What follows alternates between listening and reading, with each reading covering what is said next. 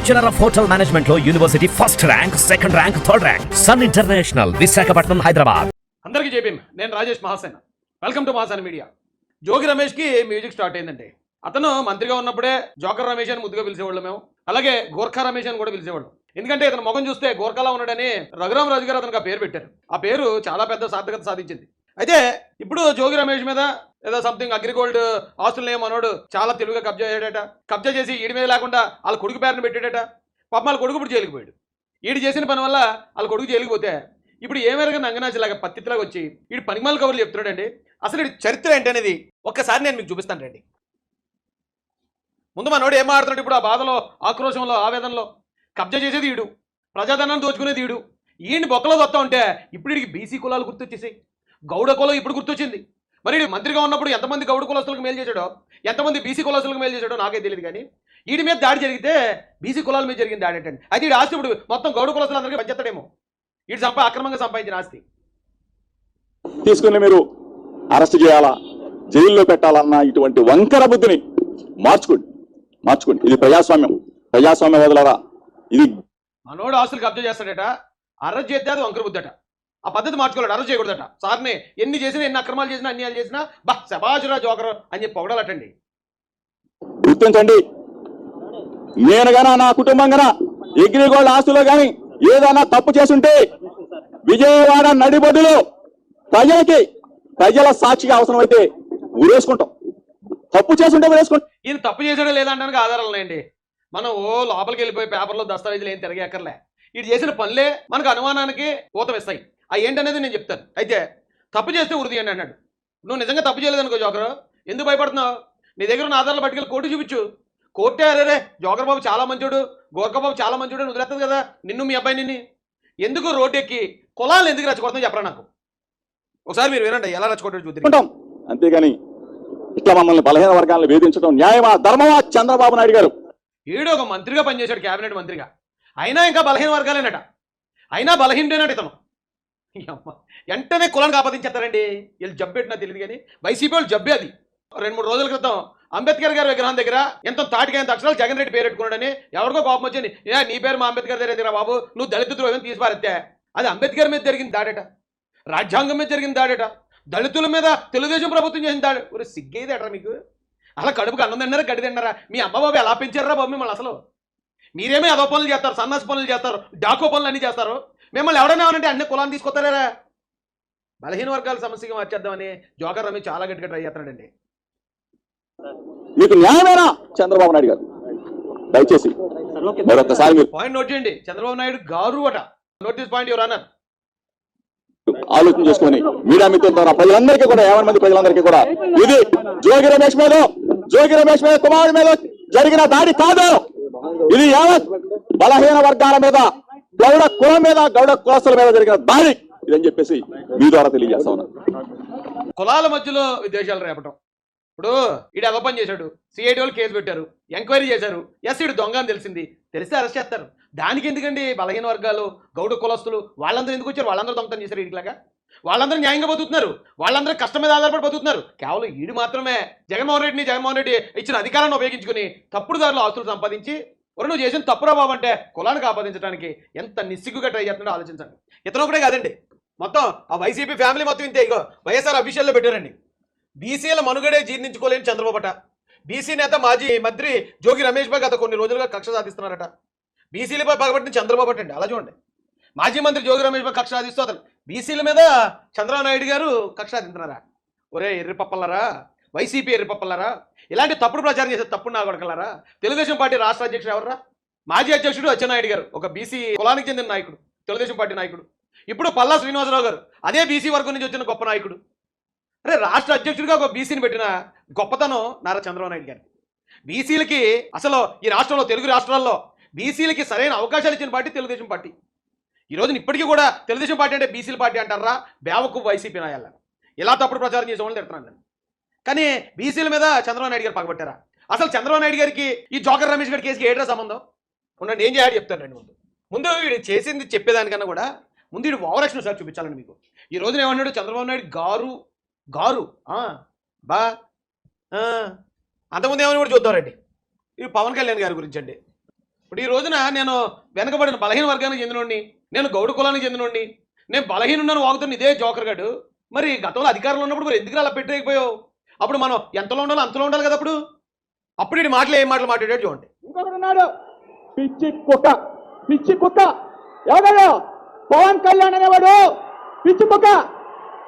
ఏమయ్యా ఏమయ్యా పవన్ కళ్యాణ్, పెళ్ళాలని మార్చడం కాదు, నువ్వు పెళ్ళాలని మార్చడం కాదు. ఎన్ని పార్టీలను మార్చావురా బాబు నువ్వు? ఎన్ని పార్టీలు మార్చావు? BSP, BJP, TDP, CPI, CPM. పెళ్ళాలను మారుస్తావు, పార్టీలు మారుస్తావు. మార్చడం అనేది, కాచడం అనేది ఈ పవన్ కళ్యాణ్కి వెన్నతో పెట్టిన విద్య.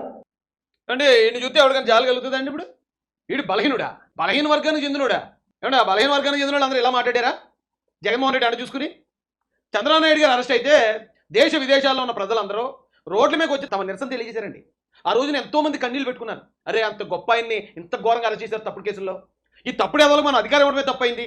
అంత గొప్ప వ్యక్తిని, తెలుగు జాతి గర్వపడే వ్యక్తిని కూడా అరెస్ట్ చేశారని చెప్పి దేశ విదేశాల్లో ఉన్న తెలుగు ప్రతి ఒక్కడో కన్నీరు గాలిస్తుంటే ఈ జోకర్ గడ ఇప్పుడు మీడియా ముందుకు వచ్చి ఏం మాట్లాడాడు తెలుసా?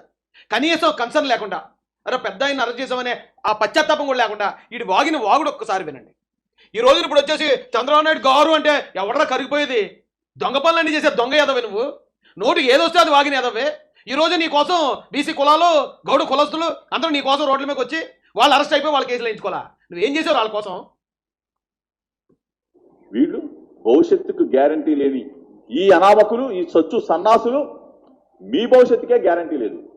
43 రోజులు చంద్రబాబు నాయుడు బొక్కలో ఉంటే కనీసం మీకు మద్దతు తెలపడానికి ఎవడో కూడా రా. 70 సంవత్సరాలు పైబడిన పెద్ద అయినా 14.5 సంవత్సరాలు ముఖ్యమంత్రి చేసిన వ్యక్తి, 40 సంవత్సరాల సుదీర్ఘ రాజకీయ అనుభవం కలిగిన వ్యక్తి, ఒక పార్టీకి దేశంలోనే 3 or 4 స్థానాల్లో ఉండే అతిపెద్ద పార్టీకి నాయకుడిగా ఉన్న నారా చంద్రబాబు నాయుడు గారిని 45 రోజులు బొక్కలో ఉంటే అట. మరి వీడి కొడుకు ఇప్పుడు బొక్కలోకి వెళ్తే ఎవడు బాధపడిపోతాడండి? లేదా వీడి పొద్దున ఈడి బొక్కలోకి వెళ్తే ఎవడు పట్టించుకుంటాడండి? అంత పెద్ద ఆయన్నే నోటుకొచ్చినట్టు బాగొచ్చాడు. వీడు అందితే చుట్టూ అంత పెద్ద కాళ్ళు ఇయ్యారు. ఓకే, అందితే చుట్టు పట్టేసుకుంటాడు, అందలేదు అంటే కాళ్ళు గుర్తొచ్చేస్తాయి. ఇలాంటి చవట సన్నాసి దద్దములందరూ ఆ వైసీపీ పార్టీలో మంత్రులు, మంత్రి పదవులు ఇచ్చాడు జగన్ రెడ్డి వాళ్ళందరికీ. నేను వాళ్ళ ఈ రోజు నా పార్టీ అధికారంలో ఉందని నేను మాట్లాడలేదండి. ఆ పార్టీ అధికారంలో ఉన్నప్పుడు 151 సీట్లు ఉన్నప్పుడు నా మీద 30 కేసులు, 2 హత్యా ప్రయత్నాలు, రౌడీ షీటు, 22 రోజులు జైలు. ఆ టైంలో కూడా ఇలాగ మాట్లాడాను నేను. అప్పుడు కూడా నేను జోకర్ని పిలిచాను, అప్పుడు కూడా నేను గోర్ఖాని పిలిచాను. అంత ఎదవన్నారు ఎదవలేళ్ళు. ఆ రోజున అందరూ బాధపడతా ఉంటే చంద్రబాబు నాయుడు బొక్కలో ఉంటే అంట. మరి ఈ బొక్కగాని బొక్కలో వస్తే ఏడు తప్పు? ఇటు చేసిన ఎదపని ఏడు కూడా చూపిస్తానండి నేను. ఈయనే ఊరికే తెలుగుదేశం కూటమి ప్రభుత్వంలో ఎవరిని ఊరికే కక్ష సాధింపులకు అరెస్ట్ చేసే ప్రసక్తే లేదు. ఆధారం లేకుండా ఎవరిని టచ్ చేసే పనే లేదు. ఎందుకంటే జగన్ రెడ్డి చేసిన అన్యాయాలన్నీ చూసి వచ్చిన వాళ్ళు ఆధారాలు లేకుండా అరెస్ట్ చేసి బ్యాడ్ నేమ్ తెచ్చుకోవడానికి ఎవరు సిద్ధంగా లేరు. ఇక్కడ ఆధారం లేడు కూడా చూపిస్తాను. ఎందుకు రాలా? మీరు పెత్తందారులు, మీ పార్టీ పెత్తందారుల పార్టీ కాబట్టి అన్నిటికీ మించి వీడు దిద్దుకోలేని పాపం అంటూ చేశాడంటే అది ఇదేనండి. ఈ జోకర్ గాడి గురించి ఏ రోజు నారా చంద్రబాబు నాయుడు గారు మాట్లాడింది లేదు. నారా లోకేష్ గారు ఈ బఫున్ గారిని ఎప్పుడూ విమర్శించింది కూడా లేదు. ఒకవేళ తెలుగుదేశం పార్టీలో మాలాంటి వాళ్ళు మేము జగన్ మీద మాట్లాడాం, వైసీపీ మీద మాట్లాడాం, వైసీపీలో ఉన్న వాళ్ళు మమ్మల్ని తిట్టారు, మా భార్య పిల్లల్ని, ఇవన్నీ జరుగుతూనే ఉండేవి. కానీ ఏ పాపం పుణ్యం తెలియని నారా చంద్రబాబు నాయుడు గారి మీదకి దాదాపుగా ఒక 20 కార్లు 30 కార్లు వేసుకుని జనాలు వేసుకుని వైఎస్ఆర్సీపీ జెండాలు వేసుకుని ఈయన కొడుకు ఇంటి మీదకి వెళ్ళాడండి. అసలు ఈయన వదలకూడదు, ఈ కేసులో ఈయన వదలకూడదు. అసలు అంత చరిష్మా కలిగిన, అంత చరిత్ర కలిగిన నాయకుడి మీద, తెలుగు జాతి గర్వపడే నాయకుడి మీదకి ఇంటి మీద ఎలాగెళ్తాడండి? ఈ జోకర్ గడ్డీడు, అనాకాణి గడ్డీడు. ఈ నెత్తిపై పావులో పెడితే ఎవడో 10 పైసలు కొండండి. వీడు వెళ్ళిపోయి చంద్రబాబు నాయుడు గారి ఇంటి మీదకి వెళ్ళిపోయి రా దమ్ముంటే చంద్రబాబు నాయుడు అని ఎలా సవాల్ ఇస్తున్నాడు ఒకసారి చూడండి. చూడండి, కారులు చూడండి, జెండాలు చూడండి. ఈ నా కొడుకులందరూ మరి ఎక్కడ ఉన్నారు? కానీ ఇప్పుడు ఒక్కొక్క నా కొడుకుని మొత్తం బొక్కలో చూసి పోగుబడి చేయాలండి వీళ్ళందరూ.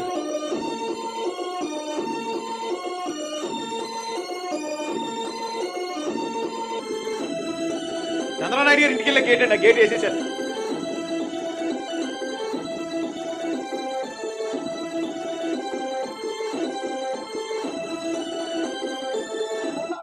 లేదు ఈ చంద్రబాబు నాయుడు రా దమ్ముంటే పిరికి పందలాగా లోపల కూర్చోండి కదా నారా చంద్రబాబు నాయుడు పిరికి పంద. ఈయన కొడుకు చేతిలో అధికారం ఉంటే ఇలా రెచ్చిపోతాడు వీడు. చంద్రబాబు నాయుడు గారి ఇంటి మీదకి వెళ్ళి ఆయన పిరికి బందులో దాక్కున్నాడు అంటాడు ఈయన కొడుకు. ఈ రోజున మీడియా ముందుకు వచ్చి చంద్రబాబు గారు మా మీద ఇలాగ అన్యాయం చేస్తారా గారు, ఏమండి మేము ఇలాగా పలానా తక్కువ కులస్తులు అండి గారు. ఇటు చూసారు ఈ డబుల్ యాక్షన్. ఇలాంటి ఎదవ చవట దద్దమ్మలో ఇలాంటి వాళ్ళందరినీ ఎంకరేజ్ చేసే జగన్మోహన్ రెడ్డి ఈ రోజున ముడుచుకుని మూలన కూర్చుని ఉన్నాడు. ఇది వీళ్ళ చరిత్ర.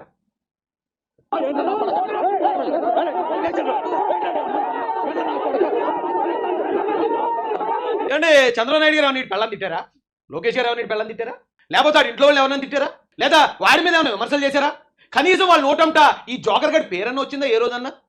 అలాంటి జోకర్ గడి అంటే వాళ్ళ మంచితనం ఓ పక్కన జగన్ రెడ్డి సైకోయిజం. వాళ్ళ దగ్గరికి చంద్రబాబు నాయుడు గారు ఇంటి మీద వెళ్ళిపోతే వెళ్ళిపోయా కమా చంద్రబాబు నాయుడు గారు అది ఇది అనేసి అరిచిస్తే ఇటు పదవి ఇచ్చేసాడు. ఆ పదవి ఇవ్వడానికి ఆ సైకోని ఆనందపరచడానికి ఈ పిల్ల సైకోగలు చేసిన చేష్టలు ఇవన్నీ.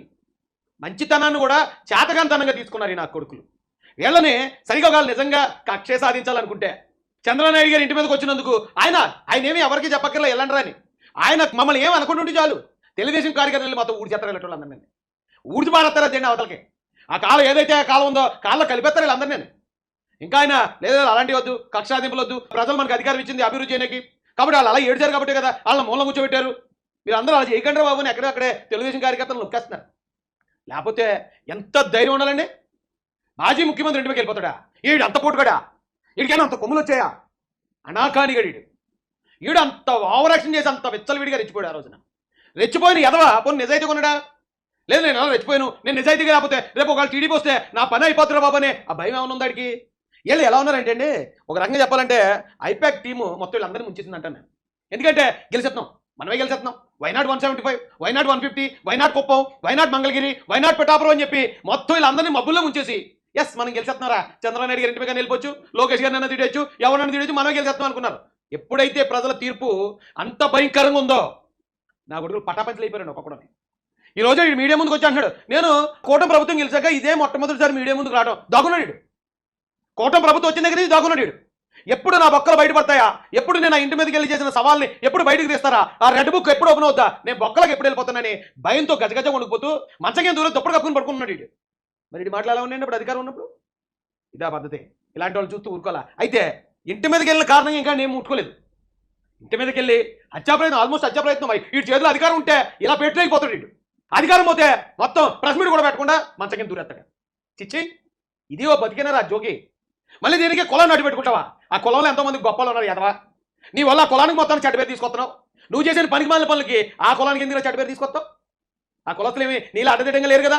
అధికారం చూసుకుని ఎదుట ప్రతిపక్ష నాయకులు ఇళ్ళ మీదకి దాడికి వెళ్ళిపోలేదు కదా. నోటుకు వచ్చినట్టు కుక్కలా వాగలేదు కదా. ఆ కులం ఎక్కడ, నువ్వెక్కడరా? ఇలాంటి అసలు క్షమించకూడదండి. అసలు నాకు ఎంత బీపీ వస్తుందంటే వీళ్ళు ఆశాలు చూసి ఈ నా కొడుకులు ఇప్పుడు బయటకు వచ్చి ఆడుతున్న డ్రామాలు చూస్తూ ఉంటే మళ్ళీ కులాలుగా అంటగట్టేయటం. ఆ జగన్ రెడ్డికి అసలు సిగ్గలేదండి. అంబేద్కర్ దగ్గర ఉన్నది అతని పేరు తీసాడని చెప్పుకోకుండా అంబేద్కర్ విగ్రహం మీద దాడండి, దళితులందరూ మీరు వచ్చిన పక్షాన్ని పోరాడండి, ఇది దళితులు టీడీపీలు కొట్టుకోండి, ఇప్పుడేమో బీసీలో టీడీపీలు కొట్టుకోండి. అయ్యమ్మ ఇదేం బతుకయ్యా? నిజాయితీగా ఉండండియా. కనీసం మీ పిల్లం పిల్లల దగ్గర నిజాయితీగా ఉన్నారా? లేదా అక్కడ కూడా ఇలాంటి డ్రామాలు చేస్తున్నారా బాబు? ఇంకేటి చేసిన గంగారెడ్డి చెప్తాడు రెడ్డి. ఇదేం చేయాలి తెలుసండి, ఇప్పుడు ఈ వేళ వచ్చేసి పెద్ద పత్తిలాగా నేను అన్యాయం చేస్తే నన్ను విజయవాడలో ఉరిదీయండి. విజయవాడలో ఎందుకు ఉరిదీస్తారు? దానికి జైలు ఉంది, జైల్లో ఉరికమ్మ ఉంది, అవసరమైతే అక్కడ తీస్తారు ఉరి. కానీ నువ్వు చేసిన పనికి మళ్ళీ పనికి నీకు ఉరిశిక్ష అంత పడతలే. నువ్వు చేసిన పనికి తగ్గ శిక్ష పడుతుంది. నేను ఎందుకు అప్పుడు కంగారు పడుతుంది? ఎందుకు జోకరా? ఎందులో కంగారు పడుతున్నావు? సిఐడి అటాచ్మెంట్లో ఉన్న అగ్రిగోల్డ్ భూములు కబ్జా చేసిన వైసీపీ నేత జోగి రమేష్ ఎలా చేశాడు అబ్బాయి అంటే అప్పుడు చాలా తెలుగు చేసాడండి. మామూలుగా కాదు అసలు. కబ్జా చేసి కొడుకు పేరుతో రిజిస్ట్రేషన్ ఈడు చేశాడు ఏదో పని. ఆ ఏదో పని పట్టుకెళ్ళి కొడుకు అకౌంట్లో వేసాడు. ఇప్పుడు వాళ్ళ కొడుకు పక్కలకి వెళ్ళిపోవాల్సి వచ్చింది. నిజంగా ఆ భూమి కబ్జా చేసింది ఈడి పేరుని పెట్టుకుని ఉంటే వాళ్ళ కొడుకు వాళ్ళు జైలుకి వెళ్ళండి. అంటే ఇలాంటి దరిద్రుడు జోకర్ రమేష్ గారు లాంటి దరిద్రుడు కడుపును పుట్టడం కూడా ఇవాళ కుర్రోడు బాలెట్టి శాపమై కూర్చుంది. రిజిస్ట్రేషన్ ఏమో కొడుకు పేరును ఉంటే తండ్రి పేరుని ఎలా అరెస్ట్ చేస్తారు? ఒకవేళ ఈ ఎదవీడే అబ్బాడు తెలుసో తెలీదో కుర్రోడు నాకు తెలియదు, ఎదవీడే కానీ ఈ నర చేశారనుకోండి కోర్టు ఏముంటుంది? ల్యాండ్ పాలన కూడా పేరును ఉంటే ఇతను ఎలా అరెస్ట్ చేసేవాడు. కాబట్టి ల్యాండ్ ఆడి పేరును ఉంది కాబట్టి ఇప్పుడు ఈ రోజు నా కుర్రోడు బలైపోయాడు. నాడు ఫిర్యాదు చేసిన పట్టించుకొని పోలీసులు సర్వే నెంబర్లు మార్చేసి కోట్ల విలువైన ఆస్తి కబ్జా. 87 సర్వే నెంబర్లో అగ్రిగోల్డ్ భూమి, 88 సర్వే నెంబర్లో స్థలం కొని 87 సర్వే నెంబర్లో తమ స్థలం ఉందంటూ కబ్జా చేసిన జోగి చాలా గొప్ప చేసేటండి. ఇప్పుడు సింపుల్గా ఏం చేశాడంటే ఇక్కడ అగ్రిగోల్డ్ ల్యాండ్ ఉంది, అగ్రిగోల్డ్ ల్యాండ్ ఎలాగైనా కొట్టేయాలి, ఏం చేయాలరా అని అడిగాడు. ఎవడో ఉంటాడు కదా ఇలా తగ్గ ప్రభుత్వ అధికారి. అన్నా మనం డైరెక్ట్గా అగ్రిగోల్డ్ ఆ సర్వే నెంబర్ వేసి మనం కానీ రిజిస్టర్ ఆఫీస్కి వెళ్ళామనుకో, రిజిస్టర్ దాన్ని ఒకసారి సర్వే నెంబర్ చెక్ చేస్తాడు. చెక్ చేసినప్పుడు అది సిఐడి అటాచ్మెంట్ అని వచ్చేస్తుంది. కాబట్టి రిజిస్ట్రేషన్ అవుదన్నా. తెలుగుగా మనం పని చేద్దాం. ఆ పక్కన ఇంకో సర్వే నెంబర్ ఉంది, ఆ సర్వే నెంబర్లో స్థలం కొను, ఎంతో కొత్త కొను. ఆ సర్వే నెంబర్లో స్థలం కొంటే ఆ తర్వాత ఏం చేయాలి మేము చెప్తామని వీడు జోకర్ గడి అంటే పక్క సర్వే నెంబర్ 88లో కొనేశాడు. 88లో కొనేశాక 88లో సర్వే నెంబర్ తోటి రిజిస్ట్రేషన్ అయిపోయింది, డాక్యుమెంట్ చేతికి వచ్చింది. వచ్చిన కొన్ని రోజులకి అంటే 2023లో అప్పుడు మళ్ళీ ఈడ అసలైన స్కెచ్ని అప్పుడు ఇంప్లిమెంట్ చేశాడు. ఏమంటే రిజిస్ట్రార్ గారు మేము జస్ట్ పొరపాటుని 87 అని అయిపోయి 88 వేస్తామండి, జస్ట్ ఒకటే కదా నెంబరు, ఆ తేడా వచ్చిందండి, కొంచెం దీన్ని 87గా మార్చేయండి అంట్లోకి. అప్పుడు అంత వెరిఫై చేయరేమో మరి, ఎందుకంటే ముందు అయితే ఫస్ట్ రిజిస్టర్ అయినప్పుడు చూస్తారు కానీ జస్ట్ ఇది ఏదో తేడా జరిగింది అంటున్నారు కాబట్టి ఓకే అని చేస్తారా, లేకపోతే వీడు అప్పుడు లంచం ఇచ్చి అప్పుడు చేయించాడా తెలియదు. తక్కువ దాన్ని 87 మార్చేశారు. 88 ఉన్నదాన్ని సవరణ 87 చేశారు. 87 చేసేది ఏమైంది, అగ్రిగోల్డ్ ల్యాండ్స్ మొత్తం వీడి పేరుని వచ్చేసాయి. ఏమంటే నిజంగా ఒకవేళ ఇటు తప్పు చేయలేదు, ఇటు తప్పు నా కూడా కాదు, వీడేదో పాపం తెలియకే కొనేసాడు డబ్బులు ఇచ్చి అనుకుందాం. 2023లో స్థలం కొన్నాడు. అదే 23లో అమ్మేసుకోవాల్సిన అవసరం ఏమొచ్చింది వీడికి? వీడేమైనా ఎలక్షన్లో పోటీ చేస్తాడా, లేకపోతే వీడికి ఏమైనా గుండె వచ్చేసి డబ్బులు అవసరం అయ్యా? ఒక మంత్రికి స్థలం అమ్ముకునే అవసరం ఎందుకు వస్తుంది? పోనీ ఏమన్నా రియల్ ఎస్టేట్ వ్యాపారా? పోనీ రియల్ ఎస్టేట్ వ్యాపారం అనుకున్నా ఓకే, స్థలాలు అమ్ముతాడు కొంటాడండి, వ్యాపారం చేస్తాడు రాయొచ్చు, నువ్వు ప్రతిదానికి ఎలాగన్నా అని అనొచ్చు. అడిగి రియల్ ఎస్టేట్ వ్యాపారం లేదు, అడిగి ఏమి ఇప్పుడు అన్ఎక్స్పెక్టెడ్గా ఖర్చులు ఏమీ రాలేదు. కొన్న భూమి ఎందుకు అమ్ముతాం? అది దొంగ భూమి అయినప్పుడే అమ్ముతాం. ఇది దొంగ భూమి, ఇప్పుడు రిజిస్ట్రేషన్ మార్చేసాం, ఇది అర్జెంట్గా ఎవడో గంట కట్టిండ్రా 5 కోట్లకి అమ్మేసాడట. 5 కోట్లకి ఎవడో వైసీపీ కార్పొరేటర్ పేరు చేసేది అక్కడి నుంచి 7గురికి. మరి నేను దొంగ అనపోతే ఏమంటారా జోకరు? నువ్వు నిజంగా నువ్వు భూమి కొనుక్కుంటే నువ్వు ఇప్పుడు మంత్రిగా ఉన్నావు, అడ్డదిడ్డగా సంపాదించిన ఆస్తి ఉంటుంది, నువ్వు భూమి అమ్ముకోవాల్సిన పని ఏంటి చెప్పినా? ల్యాండ్ ఎవడన్నా ఎప్పుడు అమ్ముతాడు? ప్రేకల మీదకి వచ్చినప్పుడు, ప్రాణాల మీదకి వచ్చినప్పుడు, ఇక డబ్బులు ఎక్కడా లేనప్పుడే స్థిరాస్తులు అమ్ముతాడు, లేదా రియల్ ఎస్టేట్ వ్యాపారం అయితే అమ్ముతాడు. వీడు రియల్ ఎస్టేట్ వ్యాపారం కాదు కాబట్టి ఆ ఆప్షనే లేదు. వీడు ఎందుకు వెంటనే కొని వెంటనే పేరు వచ్చి అన్నీ ఎందుకు అమ్మాడు? అది జాలదంటాడు దొంగడని మనం డిసైడ్ చేయడానికి. మనం మొత్తం అన్నమంతా చూడక్కర్లేదండి, మెతికేలా పట్టుకుంటే చాలు, మెతుకు పట్టుకుంటే చాలు అంటాడు. ఎవడో ఏంటనేది జనాలకు అర్థమైపోతుంది ఈజీగా. చాలా సింపుల్గా చేశాడు. అయితే పాప ఎక్కడ చేశాడు రా మిస్టేక్ అంటే, వీడి పేరును పెట్టుకుంటారు, మంత్రి పేరును కొన్నాడని అనేస్తారేమో అని. మా అబ్బాయి పేరుని ఏంటండి, అబ్బాయి పేరుని తీసి అమ్మేద్దాం, సొత్త ఊరుకుంటారు జనాలు. ఇప్పుడు జాగ్రత్త, నువ్వు నీ ఇష్టం వచ్చినట్టు అగ్రిగోల్డ్ అంటే పాపం అండి, అగ్రిగోల్డ్లో ప్రజలకి వైసీపీ ప్రభుత్వం వస్తే అగ్రిగోల్డ్ ప్రజలందరికీ న్యాయం చేస్తా ఉన్నారు. ఏట్రా మీరు చేసే న్యాయం ఇదా? ఆ అగ్రిగోల్డ్ బాధితులకు మీరు చేసే న్యాయం, అగ్రిగోల్డ్ ఆస్తులు మీరు కబ్జా చేసి మీరు అమ్ముకోవడం దొంగన కొడకల్లారా. చెప్పిన హామీ ఏంటి, మీరు చేసిన పనులు ఏంట్రా? మళ్ళీ రోజు కొత్తగా బయటకు వచ్చి నేను బీసీని, నేను గౌడ కులస్తున్నాని మొత్తం ఆ కులాలను మొత్తం అవమానపడుతున్నాడు వీడు. బీసీలు యాక్షన్ తీసుకోండి ఇలాంటి మీద. మరి ఎదవా తప్పు చేసింది నువ్వైతే, తప్పు నా కొడుకు నువ్వైతే నువ్వెందుకు మా కులం పేరు చెప్పి మా కులం పరువు తెస్తావేరా ఎదవా అని చెప్పి కొంచెం గట్టిగా అడగండి, కొంచెం గడ్డట్టండి బాబు అలాంటికి. ఎప్పుడు గుర్తురాని కులం ఇప్పుడు గుర్తొచ్చింది. పవన్ కళ్యాణ్ తిట్టేటప్పుడు కులం గుర్తురాలే, చంద్రబాబు నాయుడు గారి గురించి మాట్లాడేటప్పుడు కులం గుర్తురాలే, చంద్రబాబు నాయుడు గారు ఇంటి మీద వెళ్ళిపోయి అసలు నీకు ఎంత దమ్ము ఉండాలరా? ఆయన మంచోడు కాబట్టి సరిపోతుంది కానీ లేకపోతే రే నువ్వు ఈ రోజు భూమి మీద ఉందివరా జోగి, భూమి మీద ఉందివా ఈరోజు? అంత ఎదవన్నారు ఎదవాలండి బాబుల్లో. వైసీపీ వాళ్ళు కూడా బీసీల మీద పగబడి చేస్తారండి, కులానికి అంటగట్టే ప్రయత్నం. చిచి సిరాకేసేస్తున్నాను బాబు వైసీపీ వాళ్ళు రాజకీయం చూస్తుంటాను. అలా ప్రవర్తన అలా ఇవి చూస్తూ ఉంటే అచ్చే వచ్చి కంపరం వచ్చేస్తుంది నాకు ఒళ్ళంతా. ఇదేం బతుకండి, ఎవడో బలహీనుడు ఆడి మీద ఏదైనా దాడి జరిగినప్పుడు ఒక తప్పక కులం అడ్డు పెట్టుకున్నాడంటే అర్థం ఉంది. వీళ్ళకేం వచ్చిందండి, ఈ గ్యాంబ్లర్ గాళ్ళకి, ఈ చీటర్ గాళ్ళకి వీళ్ళ కులంతో పనేంటి? చాలా కష్టంగా ఉందండి. ఇదండి జోకర్ రమేష్ గారి మ్యాటర్.